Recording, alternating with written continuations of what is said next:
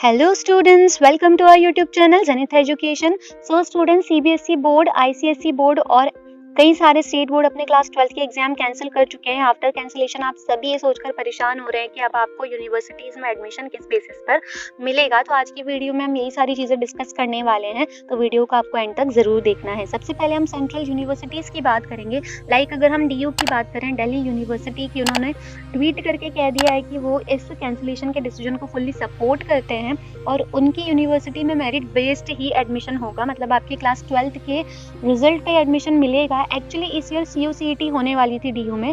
CUCET एक common entrance test होता है जो सारी सेंट्रल यूनिवर्सिटी में एडमिशन लेने के लिए आपको देना पड़ता है, और फिर CUCET के 50% मार्क्स का वेटेज और क्लास 12 के 50% मार्क्स का वेटेज लेकर उसको कंबाइन कर आपको एडमिशन मिलता।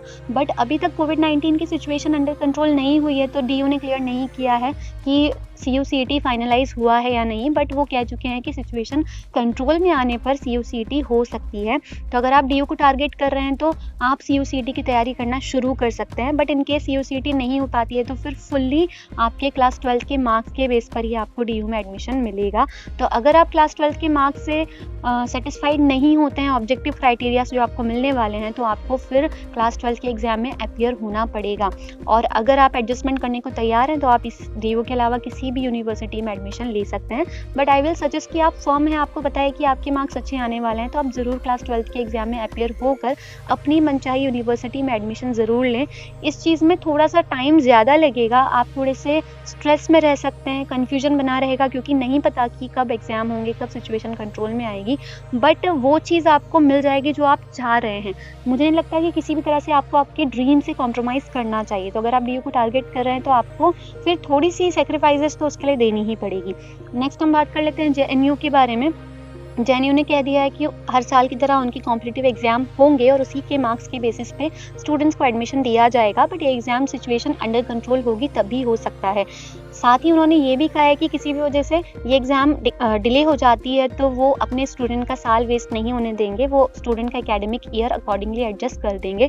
तो JNU को टारगेट करने वाले स्टूडेंट्स के लिए एक खुशखबरी है कि उनको फेयर तरीके से एडमिशन दे दिया जाएगा, मतलब क्लास 12 के बेसिस पर उनको एडमिशन नहीं मिलेगा, वो अपनी एबिलिटी दिखाकर कॉम्पिटिटिव एग्जाम में अच्छा स्कोर कर एडमिशन ले सकते हैं। अगर हम बात करें किसी भी दूसरी यूनिवर्सिटी की, या आप किसी स्टेट बोर्ड के स्टूडेंट हैं और आप अपने ही स्टेट में किसी कॉलेज में या यूनिवर्सिटी में एडमिशन लेना चाहते हैं, तो बच्चा आपको अकॉर्डिंग टू देयर प्रोसीजर जाना पड़ेगा, क्योंकि कई कॉलेजेस कॉम्पिटिटिव एग्जाम लेकर एडमिशन देते हैं, कई 12th के मार्क्स के बेसिस पर एडमिशन देते हैं, तो आपको अकॉर्डिंगली जाना पड़ेगा।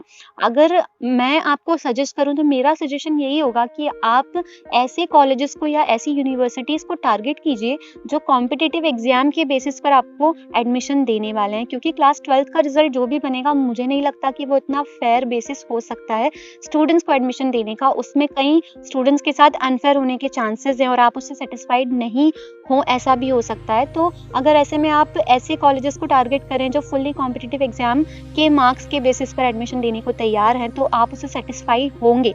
अगर आप एग्जाम में बैठते हैं, आपको अच्छे मार्क्स आते हैं, तो आप वेल डिजर्व कैंडिडेट होंगे और आपको एडमिशन मिलेगा, और कोई भी ऐसा स्टूडेंट जो डिजर्व नहीं करता उसको एडमिशन नहीं मिलेगा, तो it will be the fair way. Okay, so आपको ये करना है एक चीज़, लेकिन आप ये नहीं करना चाहते, मीन्स आपने कोई ऐसा कॉलेज चुन रखा है जिसमें आपको एडमिशन चाहिए, बट वो कॉम्पिटिटिव एग्जाम के बेसिस पर आपको एडमिशन नहीं देना चाह रहे हैं, वो क्लास 12 के मार्क्स पर एडमिशन देना चाह रहे हैं और आपको उसी कॉलेज में जाना है, ये आपने तय कर लिया है, तो फिर ऐसे केस में आपको या तो आपके क्लास 12 के मार्क्स से सेटिस्फाइड होना पड़ेगा, मतलब मार्क्स उतने हो कि आपको आपके मनचाहे कॉलेज में एडमिशन मिल जाए, या फिर आपको क्लास 12 के एग्जाम में अपीयर होना पड़ेगा। जैसे ही सिचुएशन अंडर कंट्रोल होती है तब ये चीज़ होगी, बट आपको वेट करना पड़ सकता है इस केस में, और कोई भी चीज़ यहाँ पे सर्टेन नहीं है। आपको नहीं पता कि कितने टाइम के बाद आपके एग्ज़ाम होंगे, फिर उसका रिजल्ट कब आएगा, और उससे आपके कॉलेज एडमिशन में कितना डिले हो सकता है, तब तक कॉलेज में एडमिशन ओपन होंगे या नहीं। So there is a confusion. तो आप ये कर सकते हैं कि आप कॉम्पिटिटिव एग्जाम वाले यूनिवर्सिटीज़ को ही टारगेट कीजिए, वो अच्छा ऑप्शन होता है, वहाँ पे फेयर वे से डिसीजन होने वाले हैं।